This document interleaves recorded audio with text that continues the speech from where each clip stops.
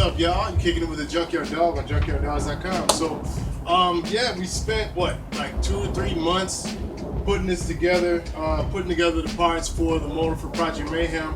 And yeah, it can be done. If you're on a time constraint, yeah, of course you're gonna go to Summit and order a bunch of new stuff. But I didn't have, you know, 2 or 3 grand. You know what I'm saying? So this whole everything here I put together for under $1,500. I mean, if you want to go under $1,500, you could by, you know, keeping the cast iron heads, you know, not going with the engine girdle and stuff like that. But since we're supercharging, this is what I decided to do. So, you know, you gotta do what you gotta do, right? So I got the block machine and everything. I actually ended up having to go over to another machinist because Valios didn't do necessarily a honing job that I really liked. So I ended up going to another guy named Fernando, who did an excellent job of getting it honed, getting everything out of the, every imperfection out of the bores without going too far over, okay? We got the crank, you guys saw that before. We got a deep sump oil pan, oil pump pickup, and a engine, a main girdle from my man Brian out there in Nuevo. You saw a couple episodes back that I drove out there. I actually went out there again and picked this stuff up last weekend. We got a GT40 non-EGR lower. This is good because, you know, I don't want any EGR heating up the air fluid mixture any more than the supercharger will. I got some valve covers from my man Nick Espinoza. He looked out, we did a trade, so those didn't run me anything. I got some SVO heads, GT40 or GT40Y heads from my man Pablo Sanchez. He did a cool job, you know, as far as hooking me up with those, man. He had them on deck, and I just happened to be at the right place at the right time. We got the cam from my man Julio Perez. He had this cam sitting around, brand new cam. We did a trade for some parts and a little cash, so it worked out really cool on that. Never been installed, brand new. We got this brand new Comp Cams timing chain from the swap meet. Never been installed as well. Swap meet has really good deals. I got that at Long Beach Auto Swap Meet, which you'll see me chopping there too on one of the older videos as well. Same thing for this ARP oil pump drive, you know, the shaft. I got that from the swap meet as well. Now the only thing that I ended up buying brand new was the bearings, because you have to, you can't reuse bearings. So I ended up getting some Cleveite bearings, which I believe is top of the line. I like the way they package them so they don't get damaged. And I got some Mahale, I don't know how to say it, piston rings. They're just cast iron, nothing fancy, just to, you know, kind of get things rolling. And here's the supercharger. We just picked this up. It's an M90 Eaton M90 supercharger. So what we're gonna end up doing with this is changing the pulley to an M62 pulley.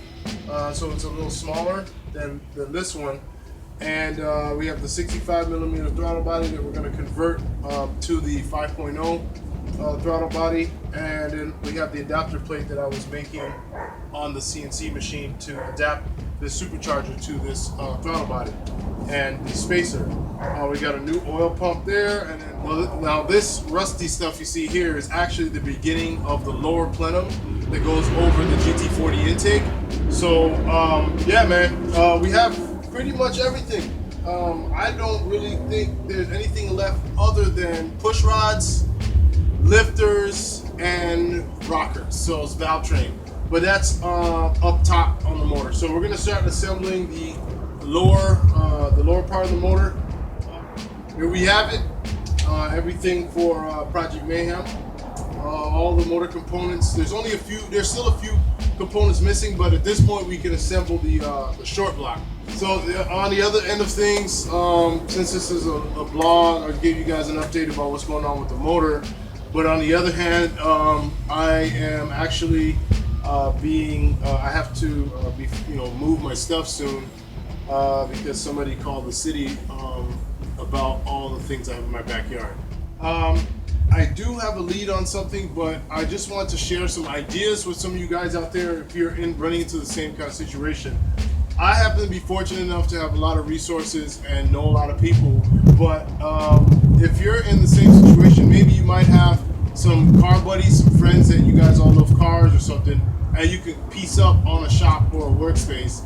I find that cities tend to not like automotive stuff or workshops. They're very strict on where you work on cars and everything. So they basically came back here and told me I have to get rid of everything or I'm going to be fined $5,000. So, yeah, man. So it's not to be a downer or anything, but you can have the option of, renting a shop and then subbing it out to your friends.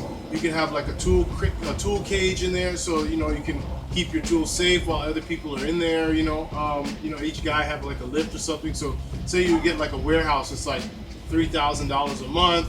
You have each guy split up like, I don't know, maybe $800 or $750 or something like that each, and they can have a space in this big warehouse and have electricity and power and all that good stuff.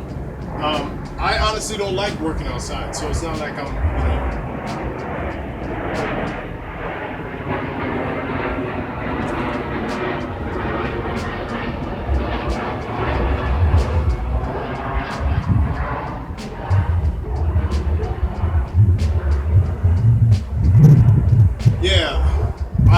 I personally don't like being outside because the original plan was to rent a storage unit, clean the storage unit really well, and assemble the motor in there.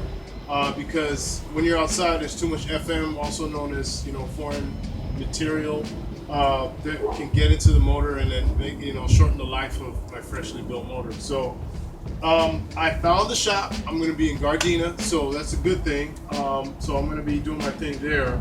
But that's going to not be until next week. So until then, guys, just stay positive. Do your thing, hit the yards. You can see what it takes, what you can get when you just take a little patience and time and do your thing. All right. I'll be doing another episode, part 2 to the GT40, GT40P head, episode. Basically, I'm going to show you guys how to make them smile compliant and the differences between the two. I have both sets, a set of GT40s and a set of GT40Ps. So I'm going to just debunk any myths that you may have or anything like that. So, yeah. So let's keep this going. Let's keep it cracking, all right? Junkyard, go!